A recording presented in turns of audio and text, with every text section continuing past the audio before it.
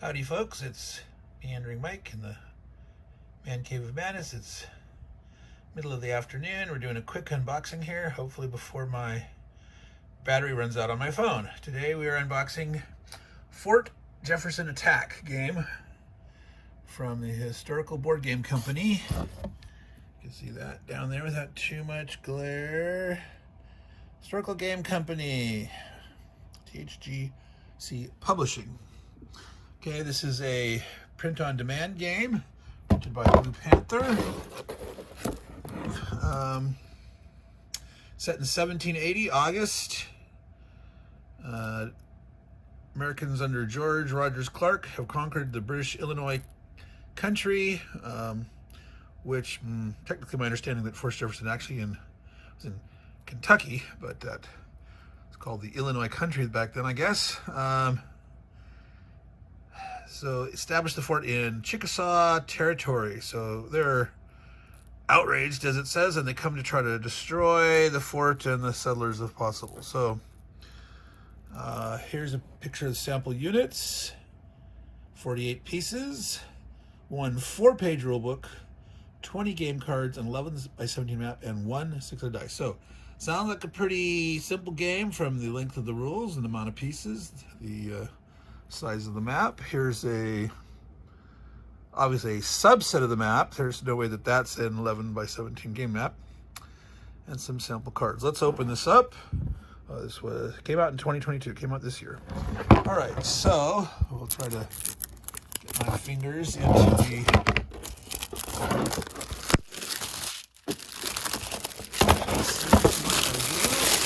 Alrighty, there we go.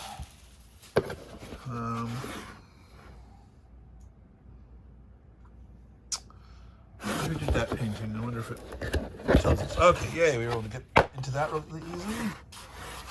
Wow, okay, this is not a paper map. I don't know if you're able to see the texture on that if I get close enough. Probably not. It's like a canvas on the back, vinyl kind of front. It's smoother. It's got a little bit of texture on the front, but it's got a lot of texture on the back. So it feels kind of like a canvas that you might paint on, but it's smooth and glossy, kind of like a vinyl placemat at your table. Okay, so unfortunately there's a slight there you can see it. Because the way it wasn't creased. I wouldn't crease these, but maybe you can counter roll these and might be able to get that little slight warping out of it. Obviously if you use plexiglass when you play, that'll be fine. Hey, it's vinyl, or vinylish coated canvas. And probably just use a piece of Scotch tape or some of that blue painter's tape. Pull it tight, keep that down, and it should not rip that at all. I mean, obviously, if you use something heavy duty like duct tape or heavy duty packing tape or something, you might end up lifting this finish off. So I wouldn't risk that, but a little piece of Scotch tape or something. So, very interesting map. 24 game turns. These are where the eliminated units go.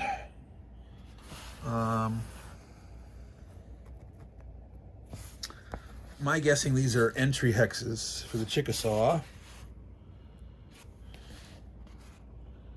What is that? Is that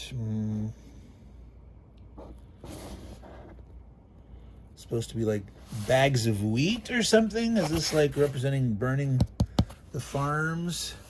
There's not one in each. I'm assuming these are fields. Maybe I'm wrong, but I would assume those are crop fields. Only one out here on this little island. Island number one, well, it's island number one. This I'm assuming is island number 2, but it doesn't say that. Woods, forest, Now, yeah, I'm going to say those are hilltops. And those look like forts, all right? So there's some hills with forts on them.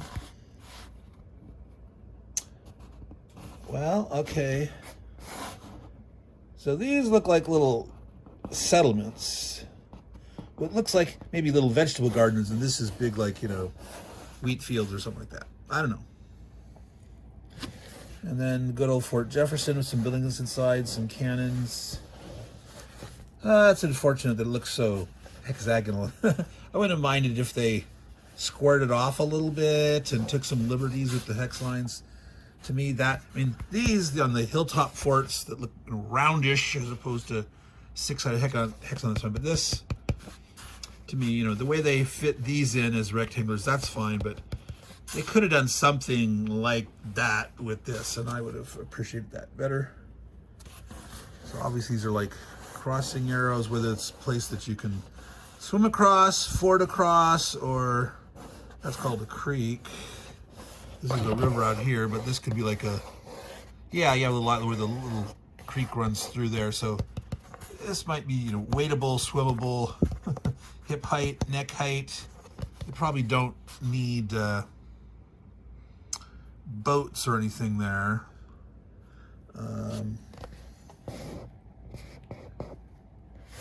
Stars, can't tell.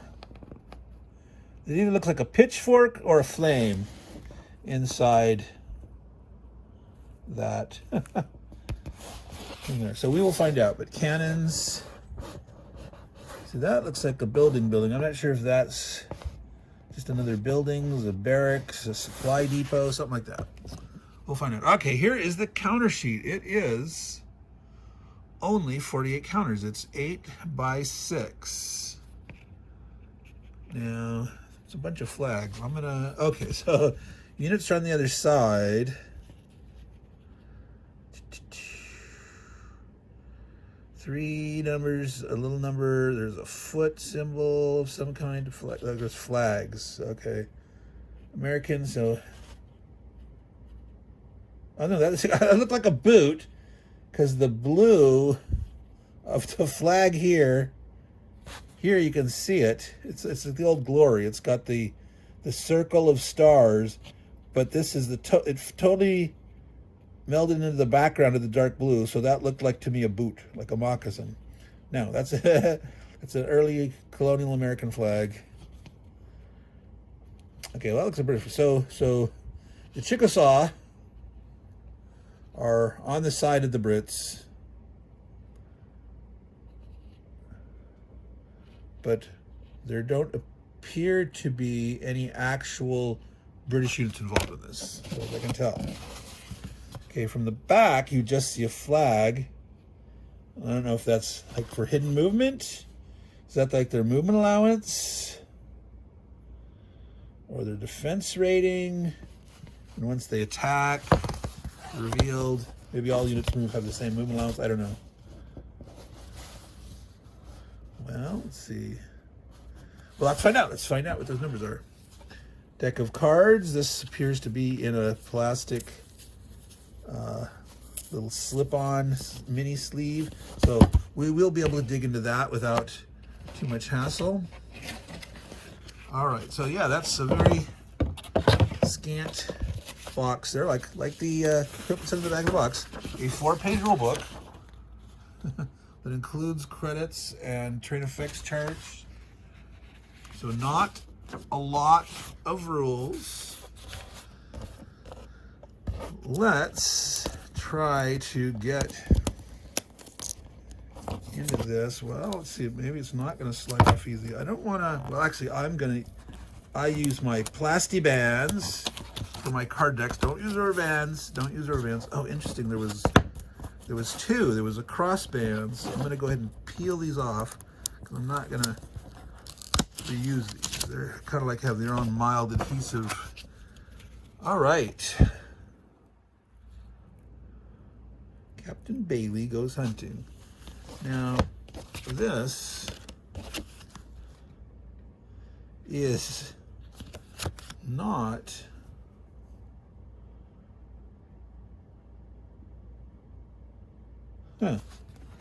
I'm not sure what this is. This doesn't appear to be part of the deck. These here appear to be the deck for the two forces. The Americans. All right. The colonialists, let's say.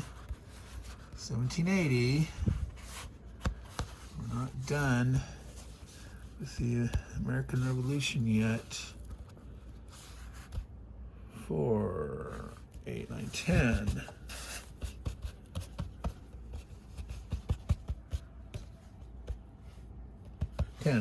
10 cards aside. Card count 20. It's like an inventory card or something. I don't know. That's interesting. This probably helps them printing batches of these and knowing when. So it's probably an aid at the publisher, Blue Panther. So it lists number of units they can move and attack and some special. Wow. Food shortage. No moving.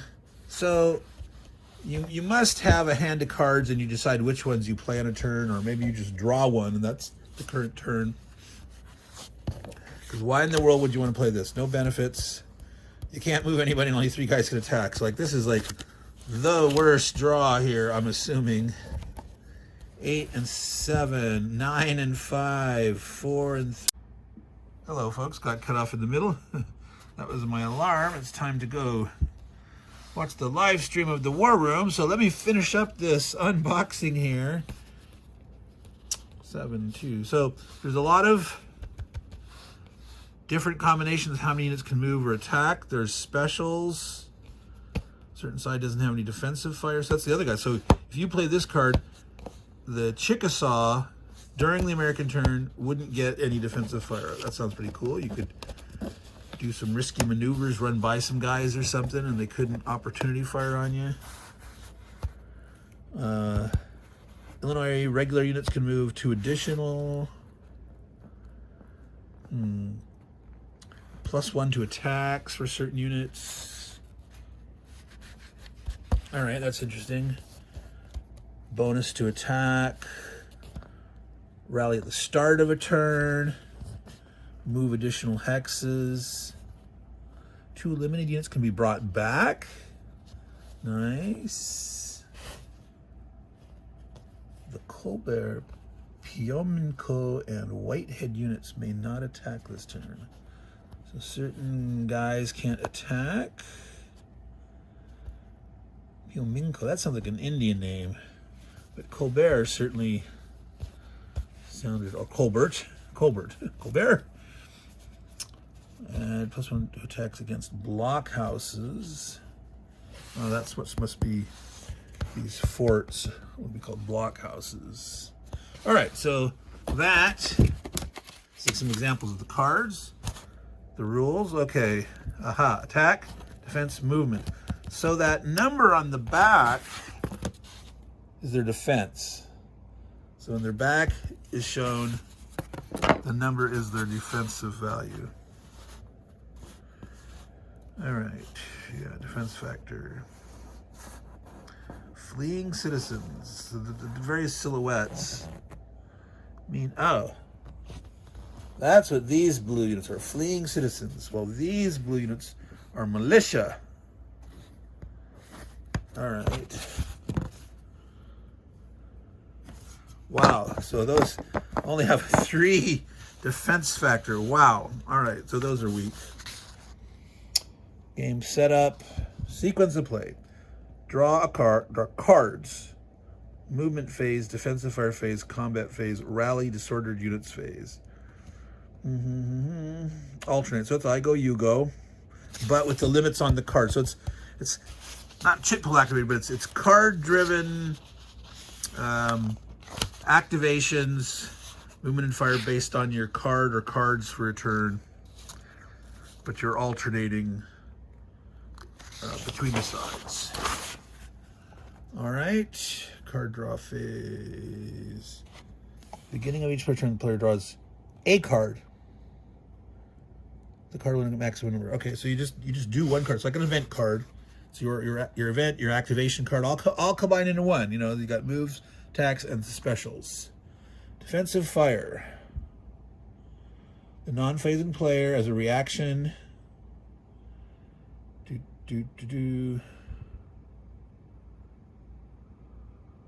Wow. The Chickasaw player, the only units which can conduct defensive fire are Piominco, Colbert, and Whitehead units.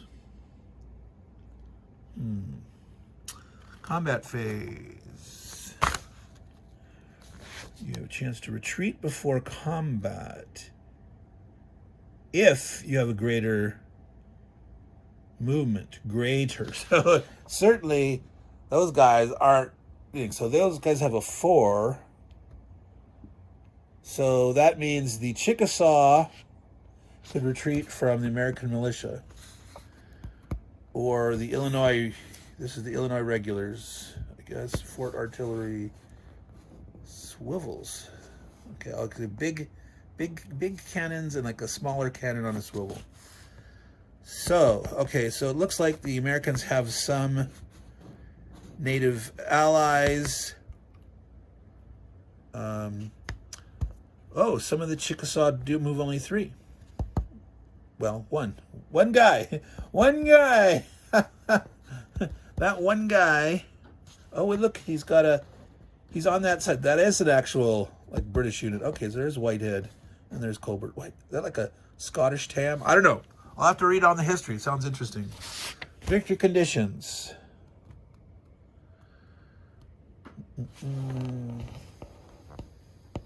If 3 Chickasaw units occupy Fort Jefferson at any time, they win. Bingo.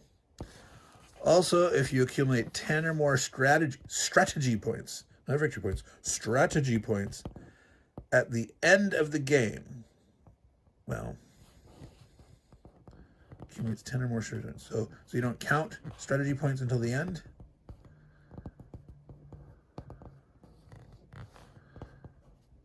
Prevented from the Chickasaw victory. Each phalanx is eliminated, like occupied, each destruction marker. All right, so if something's destroyed, it's going to be destroyed at the end. Fleeing citizens are eliminated. They're going to be eliminated at the end unless they can be brought back. I mean, there was a card to bring back Chickasaw, but probably not a card to bring back fleeing citizens. But the blockhouses. So if a blockhouse is taken, it could be reoccupied. They could counterattack and take it. So that could be a swing thing. So technically at the end, you have to hold that. So, hill. To move up and into, +1 movement factor. The defender gets +1. Those are fields. No effect on the combat. Clear river, full river. Crossing arrows allows crossing. Yep. Entry, Chickasaw, fleeing citizen symbol. Those are destruction. That must be flame. Destruction objective. The blockhouse must stop when entering. +2 defender ignores retreats. Wow. Fort Jefferson. Cross. That must be referring to the hex side. I would guess. Maybe just the buildings or any of those. They don't show that cannon symbol here. The cannons must set up there, I guess. But the fort must be all of those squares with this kind of border. Buildings. So those were the little settlers' buildings. Stop when entering. +1 for the defender. Okay. No combat. No combat turn moved into hex. So if you move into the woods, you can't attack out of it, sounds like. But stop on entering. When you're sitting in it, the defender gets +1, but no combat turn moved into. That's really weirdly worded. I'll have to try that again. So we're gonna call that quits. Gotta go watch the live stream of the War Room. If you guys haven't do that, it's usually on ID Jester's channel. That's ID Jester. That's the letter I, the letter D, and then Jester. Sometimes it's hosted on Rough Swordsman Wargaming, and sometimes on or Wargamer, or on Tony's Board Life. 99% of the time, 98% of the time, it's on ID Jester's channel. So, this was an unboxing of Fort Jefferson Attack Game from the Historical Game Company. 1780, the Chickasaw Attack on Fort Jefferson. So, that's it for now, folks.